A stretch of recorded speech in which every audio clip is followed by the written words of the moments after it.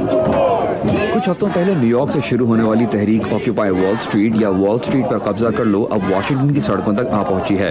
मुंतज़मीन के मुताबिक इस तहरीक का बुनियादी मकसद अमरीकी हुकूमत और इसके एहलकारों पर से कॉरपोरेशंस का कब्जा ख़त्म करना है और इसीलिए अब ये मुजाहिरीन अगले कुछ दिनों के लिए वाशिंगटन DC के इस फ्रीडम प्लाजा पार्क में कैंप लगाकर मुल्क के कारोबारी इदारों और मुल्की सियासत के खिलाफ एहतजाज करेंगे।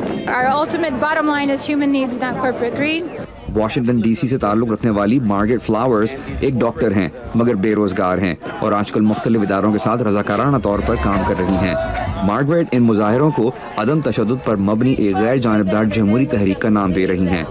मार्गरेट का कहना है कि अगले कुछ दिनों के लिए उनका और उनके साथियों का घर ये फ्रीडम प्लाजा है। हम ये देख रहे हैं कि सबसे ज्यादा माली फायदा ऊपर के 1% तबके को मिल रहा है जबकि बाकी 99% अवाम गुर्बत और बेरोजगारी का शिकार हैं। ये ऐसा सिस्टम है जो काम नहीं कर रहा।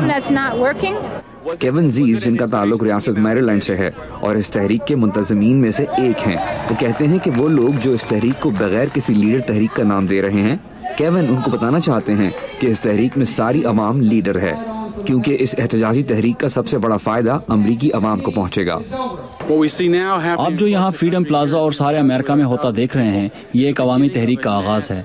ये अभी मजीद बढ़ेगी। हर वो शख्स जो आज यहाँ पर मौजूद है वो अपने लिए बजाते खुद एक लीडर है। केविन और इन जैसी सोच रखने वाले मुजाहिरीन समझते हैं कि उन्होंने पिछली 2 दिहाइयों में काफी लीडर्स को आजमा लिया है। ये एक बड़ी भूल है कि हम अपनी सारी उम्मीदें एक ही लीडर पे लगा देते हैं क्योंकि एक लीडर 2 रास्ते चुन सकता है, गलतियां कर सकता है, वो बदनुमानी का शिकार हो सकता है। तो जो आप देख रहे हैं वो दरअसल बड़े पैमाने पर लीडरशिप की नाकामी है। मेरे सवाल पर कि यही वो इदारे हैं जो अवाम को नौकरियां फराहम करते हैं और यही वो हुकूमत है जो मुलाजमत से महरूम अफराद को बेरोजगारी अलाउंस देती है, तो ये मुजाहिरीन उनके खिलाफ नारे क्यों लगा रहे हैं? इस पर मार्गरेट कहती हैं कि उनकी लड़ाई किसी इदारे से नहीं बल्कि उनकी पॉलिसियों से है।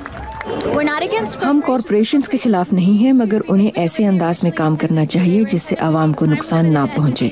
उन्हें एक मखसूस मुद्दत का पाबंद किया गया था कि इस दौरान वो ऐसी चीजें बना सकें जिससे आवाम को फायदा पहुंचे, मगर उन्होंने अपने माली फायदों के लिए उन ज़ाब्तों का नाजायज इस्तेमाल किया है। अमरीकी रियासत विस्कॉन्सिन से आए हुए बेन मैन्स्के उनमें से हैं जिन्होंने कुछ माह कबल इस तहरीक का आगाज किया था। बेन का कहना है कि अफगानिस्तान में जंग को अब 10 साल हो चुके हैं। अमरीकी अवाम ने हमेशा हर जंग के खिलाफ अपनी आवाज बुलंद की है मगर मीडिया उन्हें नजरअंदाज करता है और इसकी सबसे बड़ी वजह वाशिंगटन की पॉलिसियां हैं।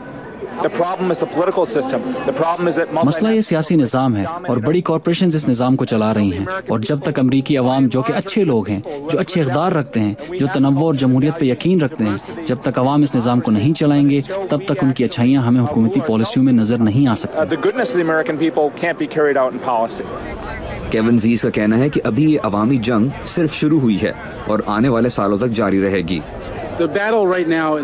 इस अवामी एहतजाजी तहरीक में असल जंग कॉरपोरेशंस और ऐसी जमहूरियत के बीच है जिसमें अवाम अपना किरदार अदा करती है। हमारी डिमांड बहुत सादा है और वो ये कि हम चाहते हैं कि इस मुल्क की हुक्मरानी यहाँ की अवाम करें, न कि corporate सरमायादार।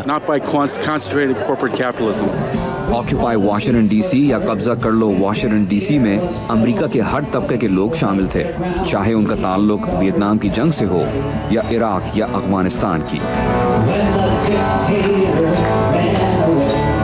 Imran Siddiqui, Urdu VOA, Washington.